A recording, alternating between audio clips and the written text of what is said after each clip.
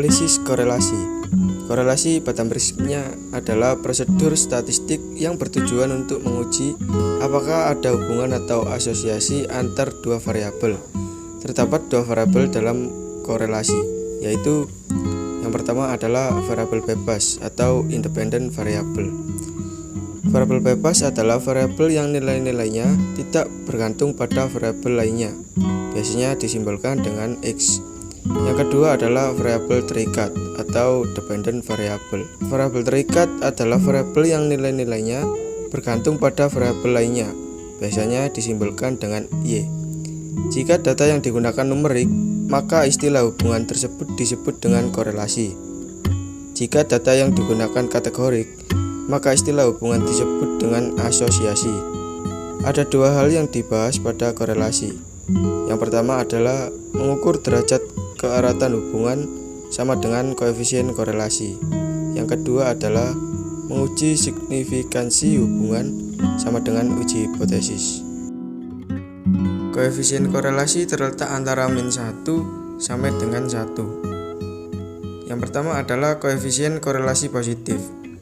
Koefisien antara 0 sampai 1 menunjukkan arah hubungan yang sama atau berbanding lurus. Artinya semakin besar harga X, maka makin besar pula harga Y, atau sebaliknya. Contoh, semakin tinggi badan, maka semakin berat badan seseorang. Yang kedua adalah koefisien korelasi negatif. Koefisien antara min 1 sampai 0 menunjukkan arah hubungan yang terbalik atau berlawanan. Artinya, makin besar harga X, maka harga Y semakin kecil, atau sebaliknya. Contoh, semakin tinggi harga barang, maka permintaan mengalami penurunan. Yang ketiga adalah korelasi koefisien 0, menunjukkan tidak ada hubungan linier antara X dan Y. Contoh, hubungan antara jabatan dengan tingkat pendidikan. Tingkat keeratan korelasi menurut Sugiono tahun 2007, 0,00 sampai 0,199 sama dengan sangat lemah. 0,20 sampai 0,399 sama dengan rendah. 0,40 sampai 0,599 sama dengan sedang. 0,60 sampai 0,799 sama dengan kuat. 0,80 sampai 1,000 sama dengan sangat kuat. Bisa dilihat pada gambar tersebut. Jika R sama dengan +1, hubungan X dan Y sempurna dan positif. Jika R sama dengan -1, hubungan X dan Y sempurna dan negatif. Jika R mendekati +1, hubungan sangat kuat dan positif. Jika R mendekati -1, hubungan sangat lemah dan negatif. Pengukuran korelasi atau asosiasi ada dua, yaitu kuantitatif dan kualitatif. Yang pertama adalah kuantitatif. Kuantitatif dibagi menjadi dua, yaitu rasio dan interval. Rasio, angka kuantitatif yang memiliki nilai 0 mutlak dan tidak dapat digeser sesukanya. Contoh, umur dan tinggi. Interval, angka kuantitatif namun tidak memiliki nilai 0 mutlak sehingga titik 0 dapat digeser sesukanya. Contoh, tahun dan suhu. Rasio dan interval mengacu pada persen product moment dan rank Spearman. Yang kedua adalah kualitatif. Kualitatif dibagi menjadi dua, yaitu ordinal dan nominal. Ordinal, selain membedakan sesuatu juga menunjukkan tingkatan. Contoh, pendidikan dan tingkat kepuasan pengguna. Nominal, nominal hanya bisa membedakan sesuatu yang bersifat kualitatif atau kategoris. Contoh, jenis kelamin dan warna kulit. Ordinal mengacu pada rank Spearman, Kendall Tau, Gamma, dan Somers. Nominal mengacu pada Kramers V, koefisien kontingensi, Pi, dan lambda. Korelasi person product moment. Korelasi person product moment digunakan untuk mengukur keeratan hubungan antara dua variabel yang bertipe numerik dan berdistribusi normal. Ada dua hal yang dibahas pada korelasi, yaitu yang pertama adalah mengukur derajat keeratan hubungan atau koefisien korelasi. Kemudian yang kedua adalah menguji hipotesis. Pada korelasi ini memiliki rumus yaitu R sama dengan N sigma X Y min sigma X dikalikan sigma Y per pangkat dalam kurung N sigma X kuadrat min sigma X kuadrat dikalikan dalam kurung N sigma Y kuadrat min sigma Y kuadrat. Dengan keterangan yaitu R sama dengan koefisien korelasi, sigma X sama dengan jumlah data variabel X, sigma Y jumlah data variabel Y, sigma X Y jumlah perkalian variabel X dan Y, dan N adalah jumlah sampel. Menguji signifikasi korelasi Pearson, yaitu yang pertama adalah menentukan hipotesis dengan syarat H0 sama dengan rho XY sama dengan 0, yang artinya tidak ada korelasi yang signifikan antara X dan Y. H1 yaitu rho XY tidak sama dengan 0 atau bisa juga dengan rho XY lebih kecil daripada 0 atau lebih besar daripada 0, yang artinya ada korelasi yang signifikan antara X dan Y. Kemudian yang kedua adalah menentukan taraf signifikasi dengan cara mencari tabel T dengan DF N-2. Kemudian yang ketiga adalah statistik uji yang menggunakan rumus T sama dengan RXY pangkat N-2 per pangkat 1 min R kuadrat. Kemudian yang keempat adalah kriteria uji dengan syarat jika T hitung lebih besar daripada T tabel maka HO ditolak, dan jika T hitung lebih kecil daripada T tabel maka HO diterima. Contoh soal, seorang peneliti ingin mengetahui hubungan lamanya tidur sebagai X dengan kestabilan emosi sebagai Y. Data penelitian sebagai berikut. Untuk itu diambil 10 orang sebagai sampel. Apakah ada hubungan antara lamanya tidur dengan kestabilan emosi? Gunakan taraf signifikan 5%. Lihatlah tabel data X dan Y di sebelah kiri. Tabel sebelah kanan menunjukkan hasil perhitungan X kali Y, X kuadrat, dan Y kuadrat. Jumlah X sama dengan 1090, jumlah Y sama dengan 770, jumlah X kali Y sama dengan 90.550, jumlah X kuadrat sama dengan 1.437.000, jumlah Y kuadrat sama dengan 61.400, N sama dengan 10. Masukkan dengan rumus R sama dengan N kali jumlah X kali Y min jumlah X kali jumlah Y per akar dari N jumlah X kuadrat dikurangin jumlah X dikuadratkan kali N jumlah Y kuadrat dikurangin jumlah Y dikuadratkan. Masukkan data yang sudah tertera ke dalam rumus sehingga didapat hasil R sama dengan 0,913. Dua hipotesis H0 rho XY sama dengan 0 menunjukkan tidak ada kolerasi yang signifikan lamanya tidur dan kestabilan emosi. H1 rho XY lebih besar dari 0 menunjukkan adanya kolerasi yang signifikan antara lamanya tidur dan kestabilan emosi. 3. Taraf signifikasi atau alfa. Alfa sama dengan 5% sama dengan 0,05. DF sama dengan N-2 sama dengan 10 dikurangi 2 sama dengan 8. Kemudian lihat pada T tabel. DF ke-8 dengan T 0,05 yaitu 1,860. 4.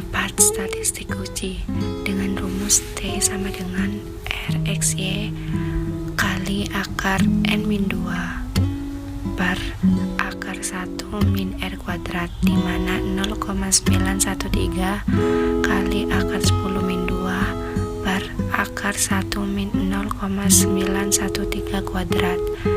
Didapat hasil 2,581 per 0,407 sama dengan 6,343 T hitung. 5. Kriteria uji. T hitung lebih besar dari T tabel sama dengan H0 ditolak, di mana T hitung 6,343 lebih besar dari T tabel 1,860 sama dengan H0 ditolak. 6. Kesimpulan. Ada hubungan yang signifikan antara lamanya waktu tidur sebagai X dan kestabilan emosi sebagai Y. Korelasi Spearman. Korelasi Spearman atau biasa disebut dengan rank Spearman digunakan untuk mengukur keeratan hubungan antara dua variabel dengan data minimal ordinal atau data numerik namun tidak berdistribusi normal. Dalam perhitungan korelasi Spearman, data harus dalam berbentuk ranking, sehingga jika data masih bertipe numerik, maka harus dikonversi menjadi bentuk ranking. Ada dua hal yang dibahas pada korelasi ini, yaitu yang pertama adalah menguji derajat keeratan hubungan atau koefisien korelasi. Kemudian yang kedua adalah menguji signifikasi hubungan atau uji hipotesis. Rumus RS sama dengan 1 min 6 sigma D kuadrat per N kali N kuadrat min 1. Dan keterangan yaitu RS sama dengan koefisien korelasi rank Spearman, D sama dengan selisih dalam ranking, dan N adalah banyaknya pasangan rank.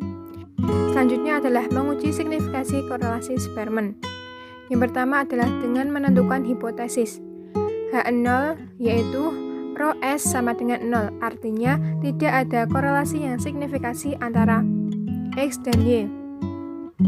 Kemudian H1 yaitu Rho S tidak sama dengan 0 atau juga bisa dengan Rho S lebih dari 0 atau kurang dari 0, yang artinya ada korelasi yang signifikan antara X dan Y. Yang kedua adalah tentukan taraf signifikasi dengan cara mencari tabel T dengan DFN-2.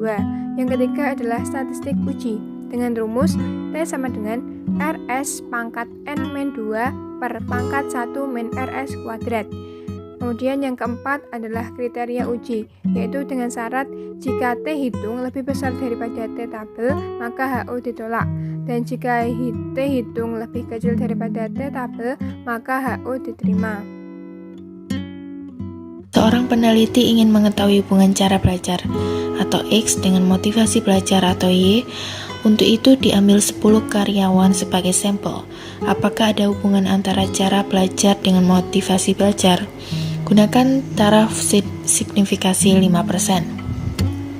Di sini sudah terdapat tabel X dan Y. Yang pertama X60, Y70, yang kedua X70, Y74, yang ketiga ada X58, Y68, yang keempat X82, Y80, yang kelima X70, Y70, yang keenam X75, Y87, yang ke-7 X65, Y70, yang ke-8 X68, Y75, yang ke-9 X85, Y80, yang ke-10 X90, Y85. Selanjutnya mencari rank X. Urutan pertama ada X58, urutan keduanya X60, yang ketiga ada X65, yang keempat X68. Karena rank dari 5 dan 6 adalah angkanya kembar, maka ditambah terlebih dahulu rank 5 ditambah 6 lalu dibagi dengan 2, hasilnya 5,5.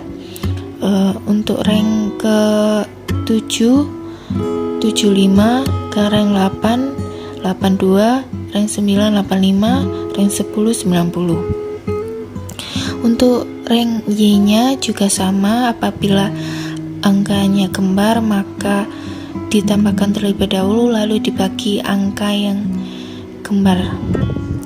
Untuk mencari D-nya adalah rank X dikurangi rank Y. Rank X2 dikurangi Y3, hasilnya min 1. Rank X-nya 5,5, rank Y-nya 5, hasilnya min 5, min 0,5, dan seterusnya. Dan untuk mencari D kuadratnya adalah hasil D dikuadratkan.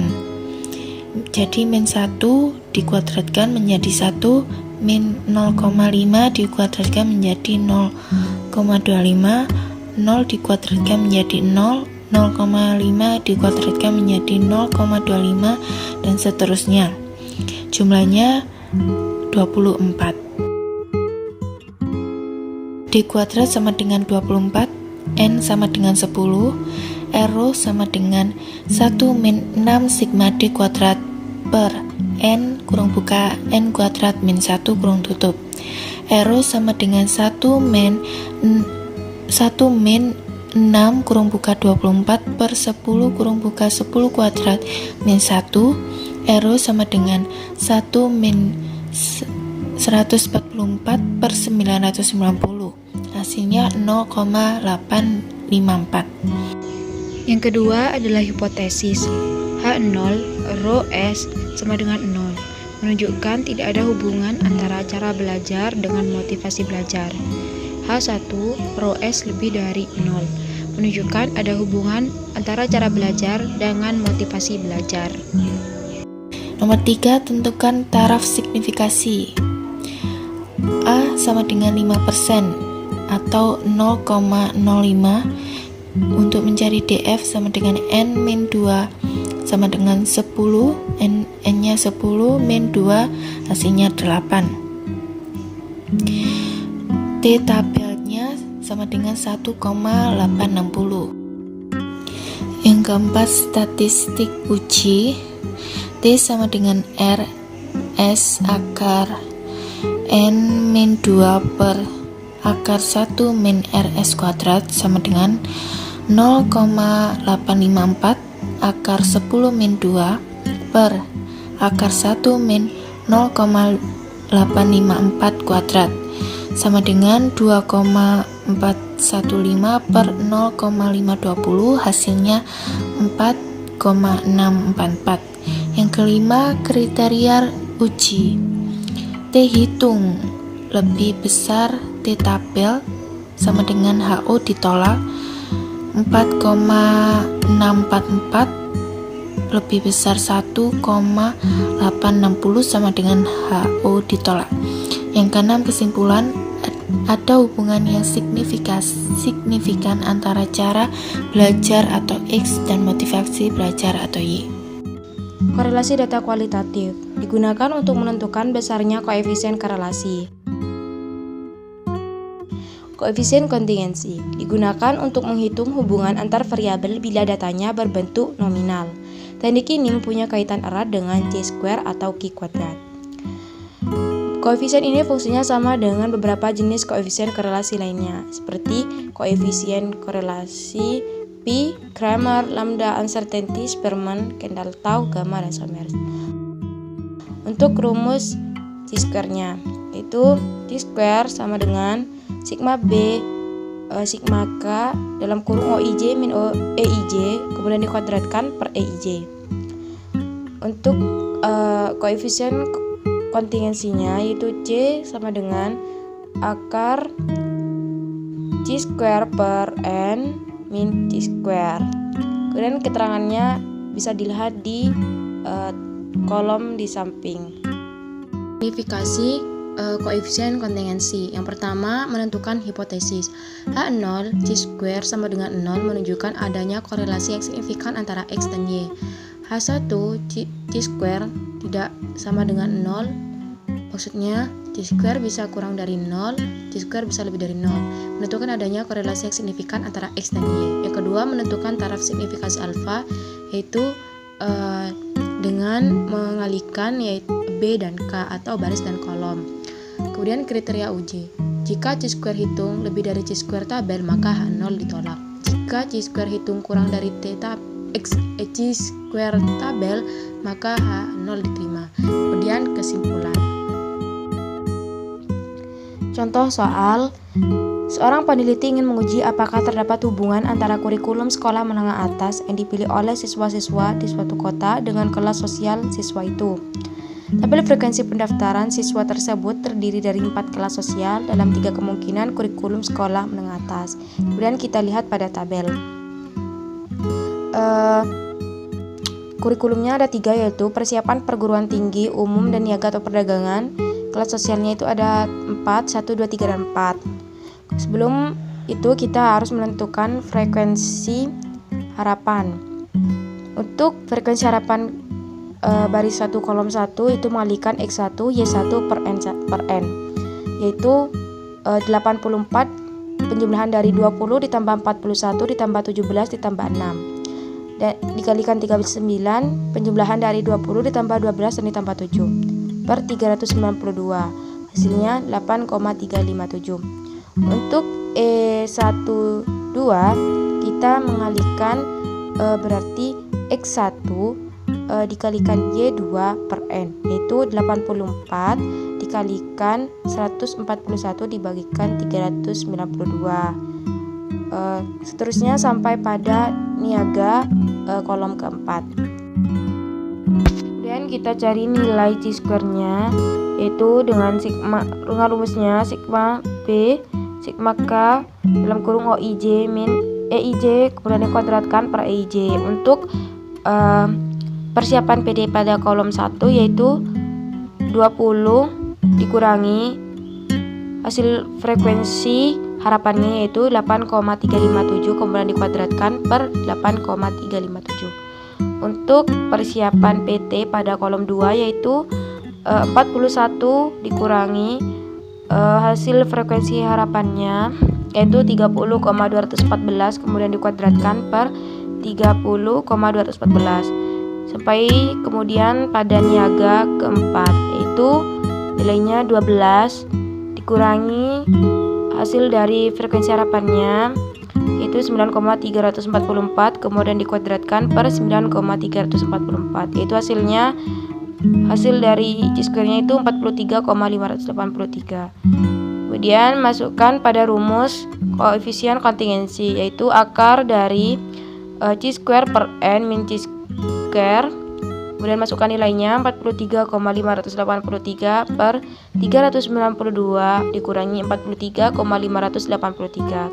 Hasilnya itu 0,354. Kemudian hipotesisnya H0 chi-square kuadrat sama dengan 0 menunjukkan hubungan antara kelas sosial dan kurikulum sekolah menengah atas.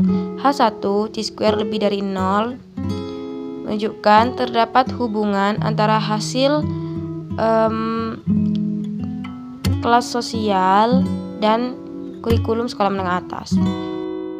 Kemudian menentukan taraf signifikansi alfa. Dengan alfa 5% atau 0,05, kemudian kita mencari dB-nya itu dengan mengalihkan B dikalikan K. Sebelum itu B-nya dikurangi 1, K-nya dikurangi 1. 3 min 1 dikalikan 4 min 1, yaitu hasilnya 6. Pada dB6 dengan alfa 0,05 yaitu hasilnya 12,592. Kemudian kriteria uji. Chi-square hitung lebih dari chi-square kuadrat. Chi-square tabel sama dengan H0 ditolak. Yaitu 43,583 lebih dari 12,592 sama dengan H0 ditolak. Kesimpulannya, ada hubungan yang signifikan antara kurikulum sekolah dengan kelas sosial. Nilai koefisien kontingensi sebesar 0,354 artinya besar hubungan antara kurikulum sekolah dengan kelas sosial itu rendah.